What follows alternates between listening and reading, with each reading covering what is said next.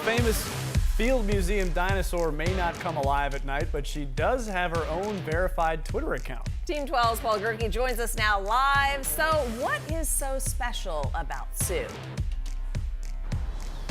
Well, the Twitter thing, right? That's the standard for success these days, is having your own social media pages. This is why I need to get on Instagram, guys. Chicago is like a mecca for culture here in the Midwest. The Art Institute here actually features more Impressionist paintings than any other place on the planet outside of the Louvre. Right behind me, the Field Museum of Natural History, our host this morning and home to one of the most impressive dinosaur fossil collections in the world. Its star attraction, Sue the T-Rex. And you know, I just had to meet her, and I got the chance to do so with an assist from our friend Angelica.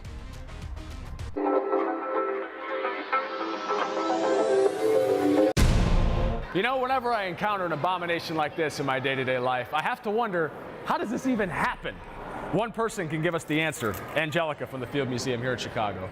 Now, Paul, we gotta be a lot nicer to our Quetzalcoatlus friend. Bless you. He just wants to say hi and welcome us to the Griffin Halls of Evolving Planet, where Sue, the most complete T-Rex in the world, lives. We are in Sue the T-Rex's brand new gallery space that just opened last year. This is Sue's actual skull. For folks who aren't familiar with Sue, Sue is the most complete T-Rex in the world, with roughly 90% of their bones in the mounted skeleton being real fossilized bone. Those belly ribs, we didn't quite know where they fit in, but now we do know, and now those are installed in. Folks who may have gone to the Field Museum years ago might have noticed that Sue's a little more portly now. Sue's put on some weight.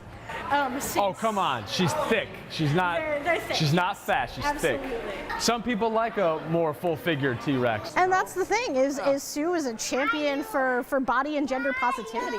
Are they self-conscious about their little arms? Because they're even smaller than I thought. Yeah, so the little arms are much closer together than we initially thought, and the function of a T-Rex's little arms hasn't been confirmed yet, interestingly enough. Sue also has a Twitter account. I thought Sue would use a more prehistoric social network like MySpace or something. So this is our Hall of Dinosaurs. It is one of the most extensive publicly displayed collections of dinosaurs in the world. And you know, we've got everything from the Parasaurolophus to our bigger guys, our sauropods, you know, our gentle giants. How many of Paul's foot could fit into an Apatosaurus footprint? You know what they say about dinosaurs with big feet?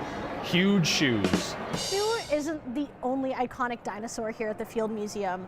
We've got Maximo right here, a full skeletal cast of the largest dinosaur ever discovered, Patagotitan majorum. A guy this size could probably mess me up. Is he a threat to me? Not at all. Maximo is in fact a gentle giant, an herbivore. Maximo is 122 feet long from head to tail and is so tall that if we wanted to, we could take a selfie with him right here on the second floor. You want to do it? Let's do it. Let's cheese a little bit. Come on over.